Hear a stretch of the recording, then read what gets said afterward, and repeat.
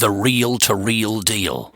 In the spring of 2008, my now housemate Ben went to a car boot sale in Scarborough. Oh yes, he's one of my cooler friends. I have some quite nerdy friends, but not Ben. He spends his weekends hanging around in car boot sales in Scarborough, because as he says himself, everyone knows that's where the bitches hang out. You want to bag a chick? You gotta get yourself to Scarborough car boot sale. Man, sorry if you find that kind of language a bit misogynistic. They're his fictional words, not mine.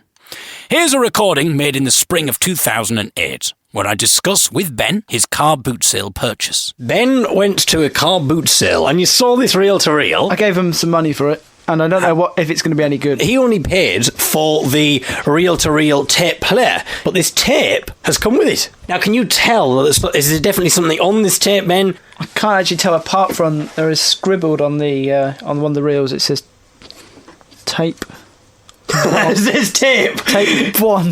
Tape 1. So this is just the first volume. If you keep going back, maybe next week maybe you can get tape number 2 and the sequel of this. What we're about to do now is we're about to switch this reel-to-reel player on, and then we're going to try and play this mystery tape. So it makes a weird sort of humming sound music, you know. There's a fan in there. Because you've actually threaded the reels on manually here. So you can now... All I think I can do now is just press a button and hope for the best. And it's a big mechanical... Oh, God. Switch. Okay. It might snap the tape, and we might be... Damn. But that's all I can do. I can't really do much apart from that. It is. Right, I've got... The reels are on the wrong way. So I've just got to quit... Damn. Benjamin Westwood, you have your finger on the mechanical switch. He is about to press. Anything could happen. Once again, the mechanical arm goes down. We sit and we listen. At first, merely a static hum. We sat there for minutes. The static hum remained static, remained constant. We were pretty disappointed. And I wanted to share that disappointment with you. Thank you very much for listening to today's Dollop. Back tomorrow. No, don't worry. There's more. Eventually, we heard crackles, sounds beneath the crackles. Listen. The sounds of previous recordings, perhaps, that were made on that reel-to-reel tape. And now beneath all this crackle, we can hear an odd, eerie collage of sound. Music. Voices. Indistinguishable. At first, we wondered if the whole tape would just consist of all this spooky and infuriatingly inaudible tapestry of sound. But then...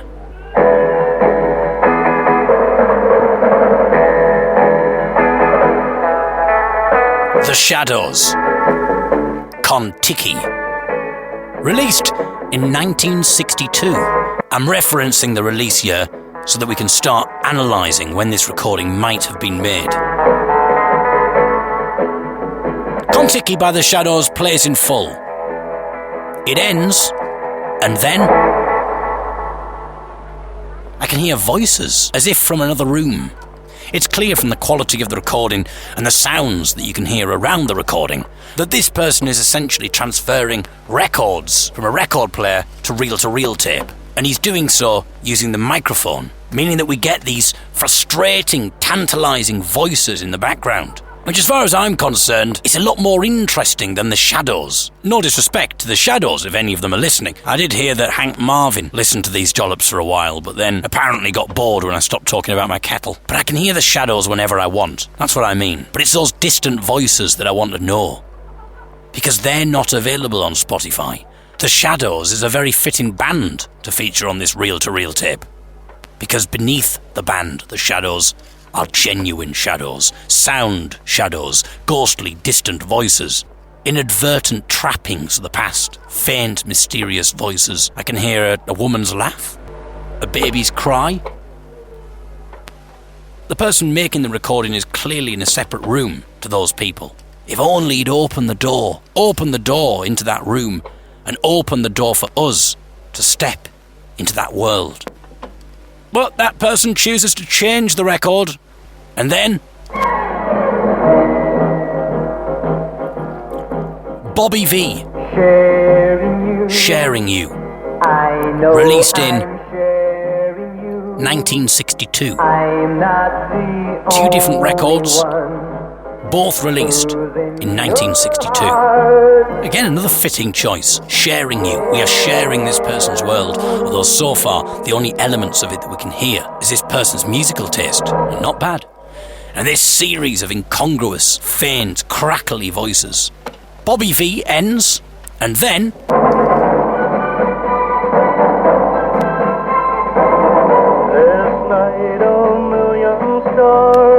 Last Night Was Made for Love, Billy Fury, released 1962. Billy Fury ends, and then...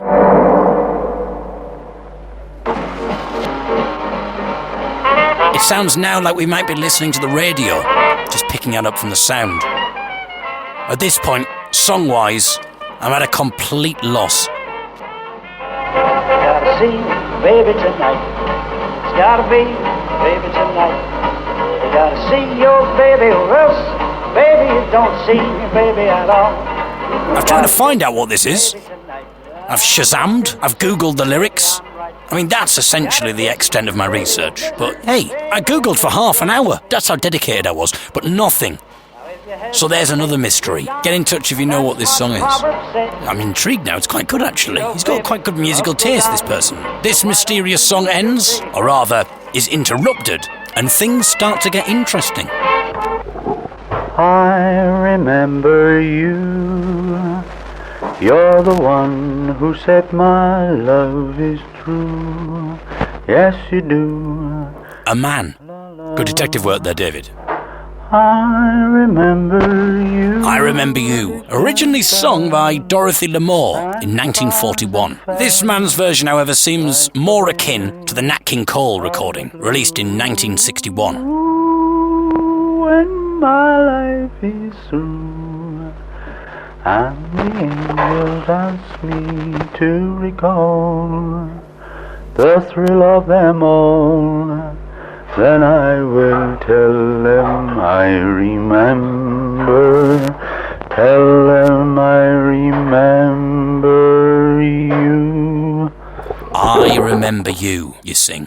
But who are you? Who are you? Who is singing this song to me? This song that presumably you thought you were simply singing for your own amusement. Yet now, here we are, listening to it by pure chance.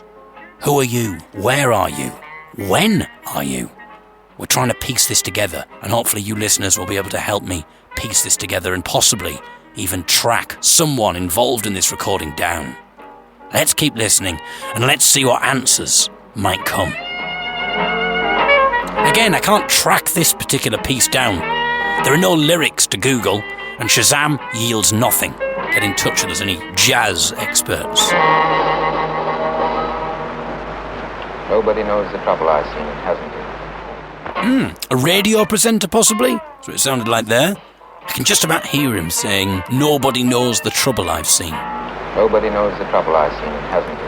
And that's a jazz song, recorded by Louis Armstrong in 1961. So anyway, this piece of music continues a while, but then it gets properly interesting now. And this is where our detective work really begins. When I tell you I can't sing, I can sing. Oh, sorry. I'm not scared, you know, you just be very careful. When I get all of it, I get all of it. You're not killing me. Oh, no. Well, I just a little bit of fun, you see. You're not killing me. Oh, you're not scaring me, but you're very nasty. You know, sit down. Go on, sing. I could. Joe. Sing to me. No, Joe. I'm very shy. Well, look, Mamma Joe.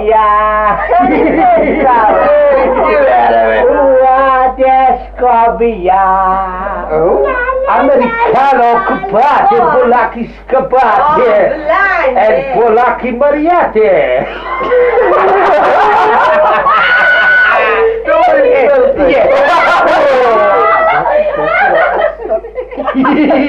Hey, do it again. Oh, this is cigarette. Hey,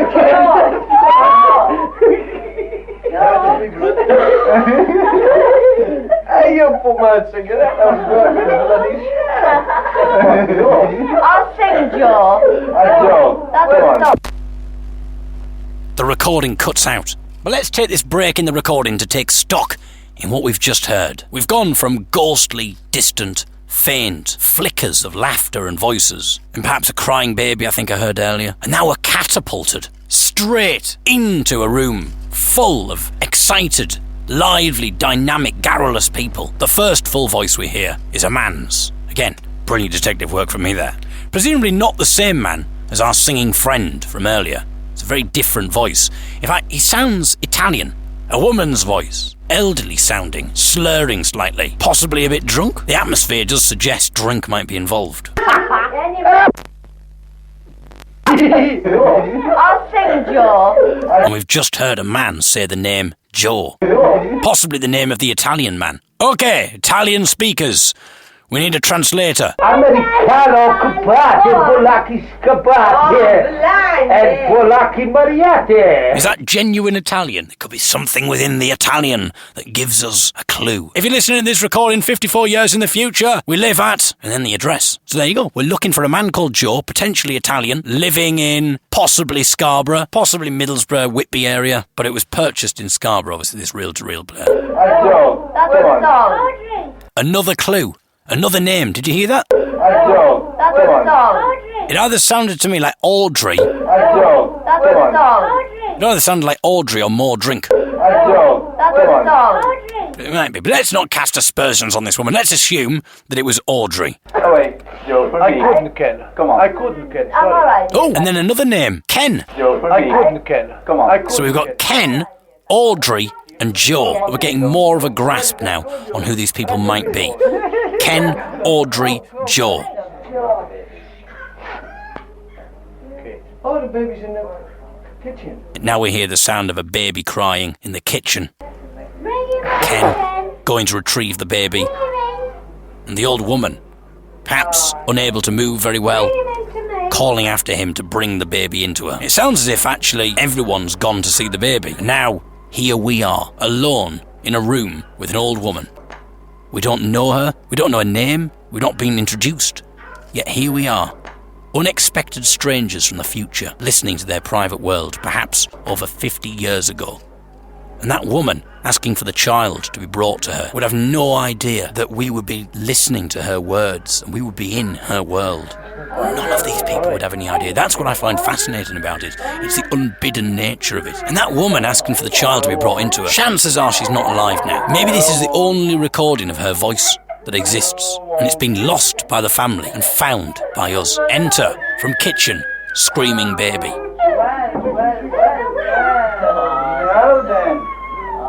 Now then.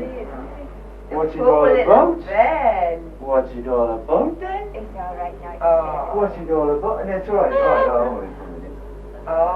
What's it all about then? Sit down and shut up. What's it all about then? We broke him up. Better drop a port to see the new year.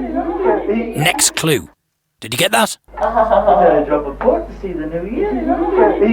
He wants a drop of port to see the new year in. So it's a New Year's Eve party, presumably. So are we on the cusp of 1963? Anyway, I'm going to split this into two parts.